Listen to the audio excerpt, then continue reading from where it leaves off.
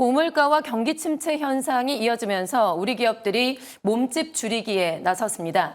단기간에 효과적으로 비용 절감이 가능한 인원 감축에 돌입했는데요. 자세한 내용은 취재 기자와 함께 좀 나눠보겠습니다. 조문경 기자 나와 있습니다. 어서 오십시오. 안녕하세요. 네.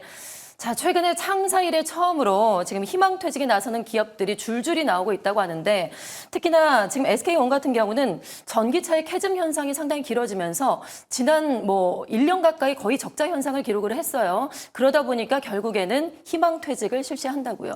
네, 그렇습니다. SK그룹의 배터리 제조기업 SK온이 최근 출범 이후 첫 희망퇴직을 실시한다고 밝혔는데요.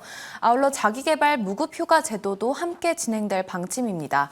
업계에 따르면 지난 26일 SK온은 모든 임직원에게 이 같은 내용을 공지했는데요.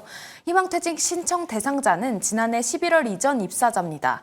SK온은 희망퇴직 신청자에게 연봉의 50%와 인센티브를 지급할 계획인데요. 무급휴직 대상자에게는 학위 과정에 진학할 경우 학비의 50%를 지원합니다. 또한 이후 직위를 취득하고 복직하면 나머지 50%까지 지급할 예정입니다. 전기차 수요 둔화가 장기화하면서 적자 상황이 이어지자 비용 감축에 들어간 것으로 풀이됩니다. 네, SK온 외에 SK그룹의 다른 계열사도 역시 지금 경영 효율화에 돌입을 했는데 SK의 핵심 계열사 중에 하나죠. 그 SKT 같은 경우에는 사실 업계에서는 연봉 탑으로 꼽히는 그런 기업인데 결국에는 파격적인 조건의 퇴직 프로그램을 지금 가동을 한다고요.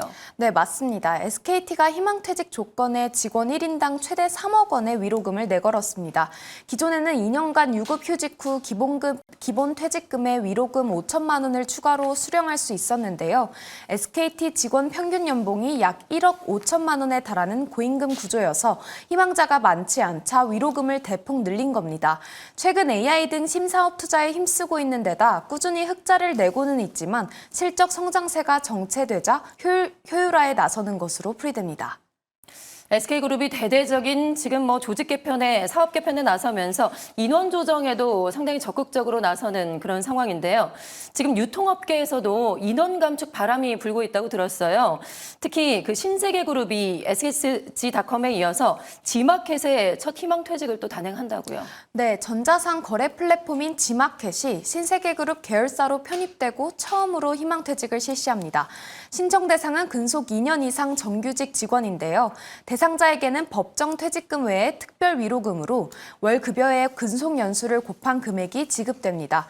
아울러 전문 위탁기관을 통해 재취업과 창업을 지원하고 희망퇴직이 승인된 직원은 최대 2개월의 무급휴직도 신청할 수 있는데요. 최근 3년간 실적 부진이 이어지자 고강도 비용 절감에 나선 것으로 보입니다. 앞서 신세계그룹은 지난 7월 쓱닷컴의 희망퇴직도 시행했는데 이때 수십 명의 직원이 회사를 떠난 것으로 알려졌습니다. 유통가의 희망퇴직은 지난해 말부터 계속해서 이어지고 있는데요. 롯데의 이커머스 플랫폼 롯데온은 지난 6월 근속 3년 이상 직원을 대상으로 희망퇴직을 시행했고 이마트는 지난 4월 창사 이래 처음으로 희망퇴직 신청을 받았습니다. 11번가 역시 지난해 말과 올해 두 차례 희망퇴직을 시행했습니다. 네, 정말 업종을 가리지 않고 지금 산업계 전반적으로 기업들이 비용 감축에 나서는 그런 상황입니다. 자, 그리고 역시 금융업계도 지금 마찬가지라고 하는데 인원 축소에 들어갔다고요. 네, 디지털화가 진행되면서 은행권도 인력 축소에 나서고 있는데요. 이달 기준 올해 5대 시중은행의 채용 규모는 지난해보다 약 30% 줄었습니다. 은행권에서는 직원뿐만 아니라 지점 역시 감소하는 추세인데요. 줄어드는 기업 공개 채용 시장에서 최후의 보루로 꼽히던 은행권마저 취업문을 좁히고 있는 겁니다. 업권을 가리지 않고 고용 한파가 이어지고 있는 가운데 고용의 질 역시 악화한 것으로 나타났는데요.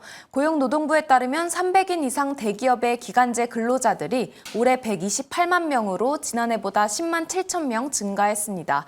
소속 근로자 중 기간제 근로자가 차지하는 비중도 27%로 1.3%포인트 늘었는데요.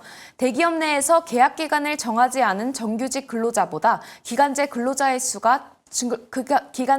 수의 증가폭도 더 컸습니다. 네, 참 고용시장의 상황이 쉽지가 않습니다. 점차 더 나빠지고 있는 그런 상황인데 기업들의 체감 경기와 전망에도 지금 현재 먹구름이 껴 있다고요. 네, 글로벌 경기 둔화 우려가 커지면서 국내 기업들의 체감 경기를 알 수 있는 지표가 석 달 연속 악화한 것으로 나타났습니다.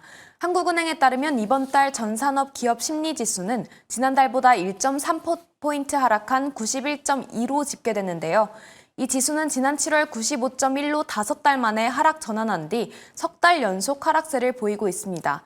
주요국들의 경기 운하 우려 영향으로 제조업과 비제조업의 체감 경기가 모두 나빠졌다는 게 한은의 설명인데요. 기업들이 전망하는 경기 실사 지수인 BSI 지수 역시 31개월 연속 기준선인 100을 하회하고 있습니다. 한국경제인협회에 따르면 다음 달 BSI 전망치는 96.1을 기록했습니다. BSI가 100보다 높으면 전월 대비 긍정적, 100보다 낮으면 전월 대비 부정적으로 경기를 전망하는 기업이 더 많다는 의미인데요. 실제로 기업 경기는 당분간 좋지 않을 것이라는 전망이 우세합니다. 잠시 전문가들 의견 듣고 오겠습니다. 수출 증가세가 좀 약화되는 모습이고 내년도 세계 경제도 그렇게 높은 성장률을 보이지는 못한다. 그러면 이제 해외 시장도 좀 불확실성이 존재하거든요. 시장도 사실은 이제 기업들이 아주 긍정적으로 보기는 어렵다. 뭐 이런 측면들이 합하면 기업들이 뭐 앞으로 경제 상황에 대해서 그렇게 긍정적인 관점을 가지기 좀 어렵다고 생각이 됩니다.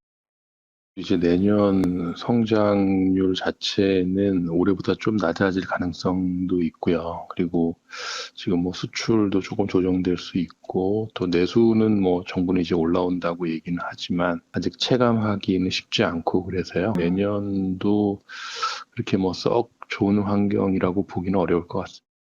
주요국들의 경기 침체 우려가 계속되는 가운데 기업들의 경영 효율화 조치는 당분간 계속될 전망입니다. 네, 아직 계절은 가을의 시작인데 산업계에서는 벌써 매서운 칼바람이 불기 시작한 것 같습니다. 참 올 연말 그 어느 때보다도 추운 겨울이 될 것 같습니다. 지금까지 조문경 기자와 함께 알아봤습니다. 고맙습니다. 고맙습니다.